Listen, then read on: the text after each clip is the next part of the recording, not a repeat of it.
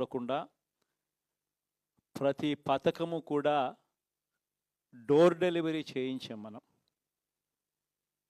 అర్హత మాత్రమే ప్రామాణికంగా తీసుకొని ప్రతి పథకము, ప్రతి మంచి కూడా ప్రతి ఇంటికి డోర్ డెలివరీ చేయించాం.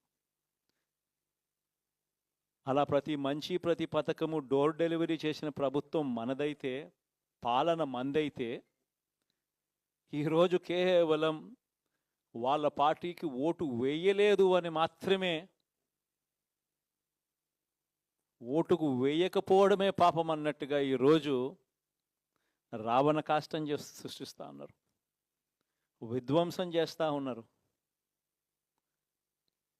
ఆస్తులు నష్టం చేస్తున్నారు, కొడతా ఉన్నారు, అవమానిస్తూ ఉన్నారు.